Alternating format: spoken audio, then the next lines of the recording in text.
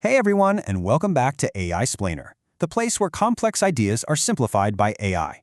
Today, we're diving into a really intense situation, the massive conflict between federal ICE agents and the state of Minnesota.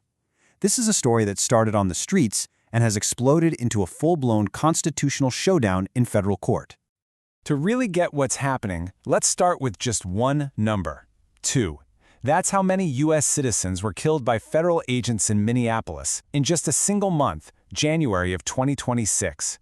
And this is so important, because this isn't just about abstract policies. It's about real people. You had Renee Good, a writer and a poet, and Alex Pretty, an ICU nurse who took care of veterans. Both were part of the Minneapolis community, and their deaths are really what turned this whole thing into an absolute firestorm. So you have to ask, how did we get here? To make sense of the lawsuit, you've got to first understand the chaos of January 2026 and just how Minneapolis hit its boiling point. I mean, just look at how fast everything escalated. On January 6th, DHS kicks off this Operation Metro Surge. The very next day, Renee Good is killed. By the 12th, less than a week later, the state is already suing the federal government. And then, on the 24th, another citizen, Alex Pretty, is also killed. This timeline just paints a picture of a city completely spiraling out of control in just a few short weeks. And here's where it gets really murky. You have two totally different stories about what happened to Renee Good. The official White House version says an agent was viciously run over and had to be hospitalized. But then you have eyewitness video, which seems to show something else entirely. The agent is standing, he fires as the car is passing him, and then he stays at the scene for over a minute. It's this huge gap between the official story and what people could see with their own eyes that just shattered public trust. Okay, so what even is this Operation Metro Surge? Let's take a closer look at the federal operation that lit the match. So DHS called Operation Metro Surge the largest immigration enforcement action in the history of the United States. They didn't just send a few agents. They flooded the Minneapolis-St. Paul area with 2,000 armed federal agents, and it led to over 3,000 arrests. It was massive. Now this right here is the absolute heart of the legal battle. On one side, you have the government's official reasons, lawful immigration enforcement, fighting fraud. But on the other side, you have what Minnesota's lawsuit claims are the real motives, that this was all political retaliation, an attempt to punish a blue state and force it to change its local policies. In the try and prove that this was all about political revenge, the state's lawsuit points directly to the president's own words.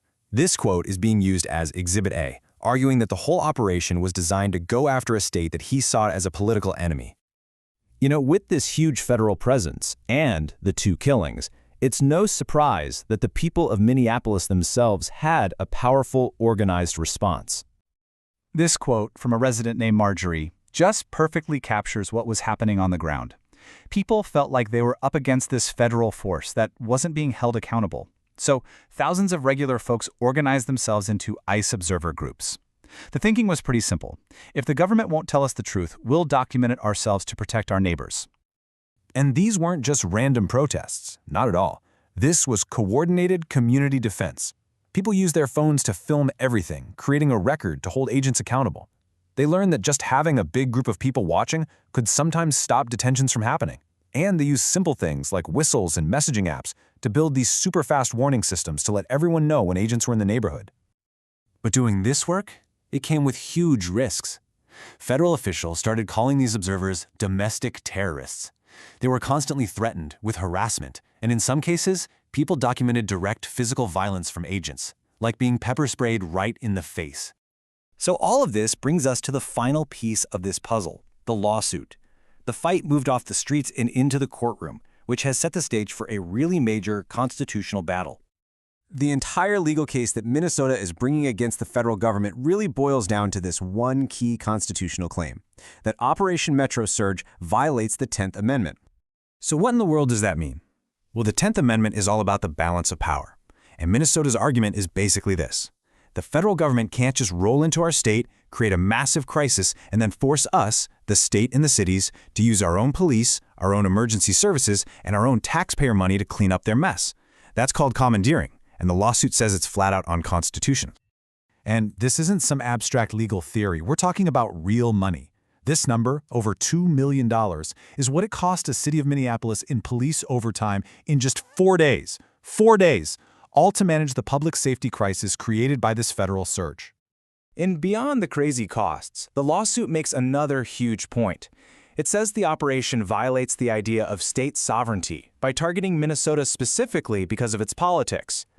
The argument is that the federal government has to treat all states equally. It can't just punish the ones it disagrees with. And that right there is why this is so much bigger than Minnesota. Even though the conflict is happening there, the constitutional questions it brings up could affect every single state in the country. So when you boil it all down, this case is a massive test. It's about how much power the federal government really has over the states. It's about whether ordinary citizens have the power to hold law enforcement accountable. And it gets at this fundamental tension between enforcing immigration policy and protecting the constitutional rights of everybody. Seriously, the court's decision here could set a precedent for years, maybe decades to come. And it leaves all of us with a really fundamental question about how our government is supposed to work. When federal and state power collide like this, who draws the line? If this breakdown helped you get a better handle on this really complicated issue, please go ahead and hit that like button and share it. It's so important that more people understand what's going on. And of course, don't forget to subscribe and click that little notification bell so you never miss one of our explainers. Thanks so much for watching.